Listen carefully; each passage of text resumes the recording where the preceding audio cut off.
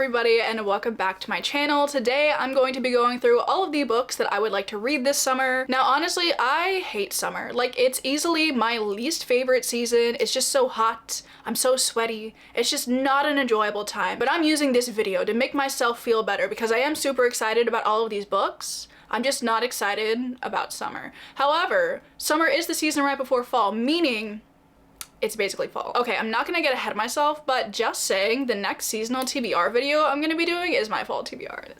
Honestly, I can't start thinking about it because I'm gonna get too excited and then I'm gonna walk outside and I'm gonna be severely disappointed. So before I keep rambling any longer, let's just get into talking about all of these books. So I have these split into 4 different categories. The first one being fantasy. Obviously, that is also the biggest category. I also have some sci-fi. I know, we're all shocked. I also have some like horror and just spooky books because Summerween is happening in July, and if you don't know, Summerween is a week-long readathon where you just read spooky books in the middle of the summer, which I'm obviously really excited about, and I do have some books already picked out for that TBR, which I'm gonna show you. And then I also have some classics. However, that is a very small category with very small books. You'll see what I mean when we get there, but we're just gonna start off with all of my fantasy picks for the summer. So the first book is a book that I've actually already started, and that is Half a Soul by Olivia Atwater. This is actually, excitingly enough, my very first Patreon buddy read. I did quickly want to talk about the fact that I did start a Patreon recently, which has been really fun so far. I'm having such a good time. Thank you so much to everybody who has joined so far. I'm so grateful to every single one of you. And I just wanted to mention it, like, if you guys also have been wanting to read Half a Soul, you could check out my Patreon, which will be linked below. You totally don't have to, but if anybody's interested, it will be down there. But I've been so excited about picking up this book ever since I heard about it. Honestly, I don't know why it's taken me quite this long to pick it up, but this is like a predicted 5-star, you know, and I am a little bit of the ways into this one already, and I do think it's gonna be a 5-star. But in this book, you are following our main character, Dora, who was cursed by the Fae when she was younger, and they took half of her soul, meaning that she doesn't really feel emotions in the way that normal people do. Everything is very like neutral. She doesn't really have like the typical reactions to things. And her cousin Vanessa go to London for the season, you know, where like everybody is trying to find a man, that kind of season. And while she is there, she ends up meeting this guy named Elias, who is also the Lord Sorcier, and he has definitely taken an interest in Dora, and he kind of wants to figure out this curse situation that's going on with her. And maybe he wants to figure out, well, something more. You know what I'm saying? There's definitely like romance in this book, which I'm super excited about. And I'm so excited to read this book because it's gonna be so good. It is so good. Like, oh, I love it. Next up on this list, obviously I have some Brandon Sanderson, and I would like to read Elantris. I do believe this is his debut novel, which I'm very intrigued to see what his debut novel is like, because I've read Mistborn, I've started Stormlight, and like those are fantastic series, but obviously those are written a bit further into his career, so I've been very intrigued to pick up his first one, so I'm so excited that I'm finally gonna read Elantris. So this book takes place in a city called Elantris, where all of the inhabitants were turned into magic-using demigods until one day that power ended up failing and everybody lost their power, and Elantris started to rot, until one day a princess arrives, and essentially she's there to fix everything. Honestly, that's all I know about this book. That's all I want to know about this book. I don't really think I needed to know anything to know that I wanted to read this, just because I really want to read everything set in the Cosmere. And I'm just continuing on my journey by reading this book. I'm really interested to see what I think of this because this is another standalone entry in the Cosmere, and I read Warbreaker, which is the other standalone that he has in this like universe. And I really loved that, so I'm very jazzed to jump into this. Next up is a book that I'm not going to spend too much time talking about, mainly because it scares me. Like, not actually, but also like, yeah, actually. And I really want to read Oathbringer this summer. Like, let me tell you, this book is freaking heavy, my god. It's like 1,200 pages. This is the 3rd book in the Stormlight archive. I don't even know where to begin, honestly, in giving you a short synopsis of this series. So if you want to know about it, I do have videos where I've read the first 2 books in this series, but I've been meaning to continue this, and it is on my 2023 TBR. And I'd rather not wait until December to read this like I did with Words of Radiance in 2022. So goal is to read this summer. I have a lot of free time this summer, so I think it would be a good time to pick up this behemoth. So I'm excited It's just, you know, getting started. That's the hard part. Like, once I'm in the middle of it, I'm sure it'll be fine. But like, when you're on page 1 of a 1200 page book, you're like, oh my god. So, I need to get to like page like 150. That's when I'll really feel like I'm in it and excited about it. But until that point, I'm scared. So, definitely plan on tackling this summer. And then I also have a little bit of fantasy romance on this TBR. Nobody will be surprised to see what I'm planning on reading this summer. The first one we have is The Serpent and the Wings of Night by Carissa Broadbent. I know. Everybody is talking about this book, but trust me, the next book I'm going to talk about, you'll be even more sick of hearing about. But I've been meaning to read this for the longest time. I've had it for a few months and I just haven't gotten around to it. But me and my friend Elaine, we all know Elaine, we are buddy reading this book together in June, and I'm actually seeing her at the end of June, so I'm really hoping to finish this so we can like talk about it in person and it'll be really fun. But that means I actually have to, you know, start it. But I do have plans to start this next week, so hopefully it'll be happening. But if you guys don't know, this is a fantasy romance book, although I've heard from a few people that it's more fantasy, less romance. But I think there is a romance in it, which like fantasy with romance as a subplot I can still get into, so I'm okay with that. This follows our main character, what's her name? Oh, I don't know how to pronounce that. Oraya? We're gonna go with Oraya, I think. She is a human who lives in a world of vampires, and she's kind of fed up with that. So in an attempt to like make a name for herself, she is going to participate in this magical tournament type of situation, which I am super excited about. And along the way, she has to make an alliance with a mysterious rival. And unlike any sort of vampire fantasy romance, I'm probably going to enjoy. So I am beyond excited to jump into this one. I know the second book I think came out recently, so I might pick that up as well. But also I really want to start Carissa Broadbent's other series. I don't remember what it's called, but oh, what's the first one called? Daughter of No Worlds. That's the one that I really want to start as well. But I don't want to like start 2 series by her at the same time. So I'm gonna read the first 2 books in this series, which I think make up like their own little duology.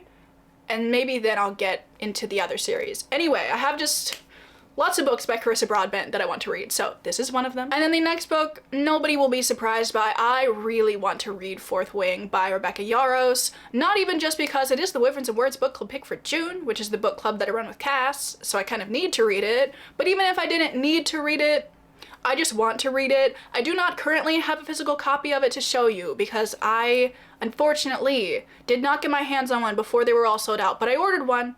Theoretically, it should be here soon. I just don't have it for visual purposes right now. But obviously, this book is making the freaking rounds, so I will not go too much into it. But again, it's like a fantasy romance situation. Our main character goes to a, I don't know, like a dragon riding school or something. I know there's dragons in it, and I know that everybody loves it. So I'm like, obviously, I need to check this out. Love fantasy romance, so there's no way I wasn't gonna pick it up. But I won't spend too much time talking about it because even I'm getting a little bit sick of hearing about it, but I'm still excited to read it. And then lastly on this list, I do have a little bit of YA fantasy. It's the only one on this list, and that is An Ember in the Ashes by Saba Tahir. I know this one's a bit older, but I know so many people absolutely love this series, and I've been wanting to jump into it for a while. I bought this book last summer, but I just haven't gotten around to it, but I think summer will be the perfect time to pick it up. This book is dual perspective, one of them following our main character, Laya, whose brother was recently arrested for treason. She ends up becoming a slave in an attempt to kind of rescue him somehow, and along the way she ends up meeting our other main character Elias, who is a soldier, and they find their destinies are intertwined, and I think they both feel rather trapped in the roles that they have, which is kind of how they, you know, come to be friends and maybe more. And I am just super excited to finally jump into this series. So those are all of my fantasy picks for my summer TBR. Normally I don't really go for fantasy in the summer, but I'm kind of feeling it right now, so I'm hoping that continues, and I'm excited about all of them, obviously. So now let's move on to some sci-fi picks that I have. Now I know I never read sci-fi, it's really not my genre, but I kind of want to change that, so I thought I could put just a few on this TBR and we'll see if they actually happen. So the first one I have here is Some Desperate Glory by Emily Tesh. This is a young adult sci-fi, obviously, and I'm really interested in this one specifically because I just read a fantasy novella by Emily Tesh called Silver in the Wood, and I really liked her writing style, so I knew that I had this one on my shelf, and I was like, oh, maybe I should pick this up. Maybe it'll be a good intro to sci-fi. Who knows? We're gonna see. So this book follows our main character Kier, whose brother one day gets assigned a mission that basically means like he's about to die. And in an attempt to save her brother from this fate, she teams up with an alien and they're trying to escape the station that they're staying at. But I'm certainly intrigued by this premise, although honestly I think any sci-fi premise would probably intrigue me just because I've never read one before. So I'm excited about it. And then the other sci-fi pick I have is The Left Hand of Darkness by Ursula K. Le Guin. This is, I believe, like an early work of feminist science fiction, which I'm really excited about. And it takes place on this planet where there's no real concept of like men and women. So I think it talks a lot about like gender and sex and the influence that can have on a society. And I've just been very intrigued by this one. And I know Ursula K. Le Guin has some other like fantasy work that I also want to check out, but I saw this one at half price and I heard about it like a few months before and I'd been very interested in picking it up. So when I saw it, I took it as a sign and I picked it up. So I think that means I have to read it soon. So those are my two sci-fi picks. Now we're gonna talk about the three like spooky horror picks that I'm gonna be reading for Summerween. This doesn't cover all of the Summerween prompts, but I haven't fully fleshed those out yet. So these are the three that I'm sure I'm gonna read. And the first one I'm gonna read is Mina and the Undead by Amy McCaw. This is a young adult, I think it's considered a thriller maybe, but it takes place in 1995, follows her main character Mina, and she ends up working at a horror movie mansion in the summer, and she loves it because she loves like horror movies and all things creepy, until one day she discovers a dead body of a girl with puncture marks in her neck, and obviously maybe it's a vampire. Who knows? I'm really excited about it because I love anything having to do with vampires, and I've been wanting to read this one for a really long time. The next one I have is A Dowry of Blood by S.T. Gibson. I've been meaning to read this book for an eternity, honestly, and I think July will finally be the time. So this book centers on Dracula's brides, but primarily the first bride that he had, and it kind of focuses on her story, how she got to being Dracula's bride, and kind of all that she has had to endure since becoming his bride. I know the writing in this is absolutely stunning. I always hear people praise it for its prose, and I know it's a very dark tale and it deals with a lot of hardships that she's had to go through, but I'm really excited to kind of dive into this and see what I think of it, because I do love anything to do with vampires, but I've never really read anything like on the more serious side that deals with vampires. I am very intrigued to see what I'm gonna think of this one, but I think I'm really gonna like it. So the very last like spooky book that I have here is probably the one that I'm the most excited for, and that is Episode 13 by Craig D. Louis. The main thing that really intrigued me about this book is the fact that it is an epistolatory novel, meaning that it is written in letters, and I love books that are written in letters. Dracula is also an epistolatory novel, which I think is another reason that I really love Dracula. So to see that in like a more modern book, I'm very excited about it. But then I looked more into the plot and I was like, oh my god, this sounds like everything I'm gonna possibly love. You know what I'm saying? It follows our main characters who are ghost hunters, and they have their own TV show kind of thing. So it's got that found footage horror vibe, but in book form. And one day they get invited to investigate a crumbling and derelict mansion that in the 70s was a place where like bizarre experiments were performed. And I'm like, okay, yeah, give me that. And I'm so excited about it. And I just love anything that has to do with like ghosts, anything that has to do with like mansions. So honestly, this sounds like something I'm going to absolutely love, and I cannot wait to read this. Like, this might be the book that I'm the most excited about in this entire TBR, which I know I've just been excited about everything, so you're probably like, are you sure? But yeah, I'm sure. And then finally, I have my very small classics section, and I say it's very small because the classics themselves are all very small. These are 3 books out of the Penguin Little Black Classics collection. I have like 5 of these, and I've literally only read 1. So I've decided that before I buy any more, aside from the one that is actually on its way to my house because I ordered it a few weeks ago, but before I buy any more, aside from that one, I actually need to read some of them. So I've picked 3 that I'm going to aim to read this summer. The first one is Only Dull People Are Brilliant at Breakfast by Oscar Wilde. This isn't necessarily like a book. It's kind of just full of things he said. So I'm like, why haven't you ever read this? Like, that's ridiculous that you haven't ever read this. Let me just pick a good one. To love oneself is the beginning of a lifelong romance. Lovely. And then I also have something else that's not really a novel, but I have Come Close by Sappho, which is a collection of her poetry. Kind of, I think it's split into, is this split into sections?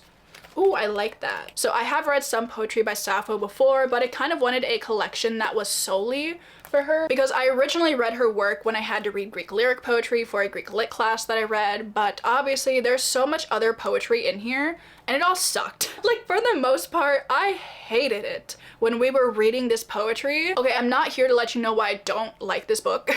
It's not the point of this video, but obviously this doesn't just contain her work and I wanted something that was just for her, you know, because I really liked her poetry. So I am excited to read some more from her. So the last thing I have here is like a proper story, if that makes sense, and that is Flush by Virginia Woolf. I've never read anything by Virginia Woolf before, and I have no idea if this is a good place to start, but this is where I'm going to start. And this is basically a biography of Elizabeth Barrett Browning through the eyes of her pet spaniel, which I think is just gonna be really fun. But also, reading books with animals as the main characters scares me because I never have faith that they're actually gonna make it through the story. So I'm a little scared, but I'm excited nonetheless because I've never read a book that is in the point of view of an animal. So I think this is gonna be delightful, hopefully. We'll see. I don't know anything about Elizabeth Barrett Browning, to be honest, but I know she was a poet, or a poetess, I suppose you would call her. I'm intrigued, nonetheless. So this is the last book that I have on my TBR. I really do suck at like actually carrying out TBRs, but the act of putting them together is very enjoyable. So I thought this was really fun and I hope you guys enjoyed it as well. So if you guys did enjoy, please do let me know down below. Are any of these books also on your summer TBR? Or if they're not, obviously just tell me what is on your summer TBR. I would love to know. Don't forget, I did start a Patreon recently. You can check that out. Link is below. It's a good time over there. But aside from that, I'm gonna let you guys go. So I'll see you in my next video.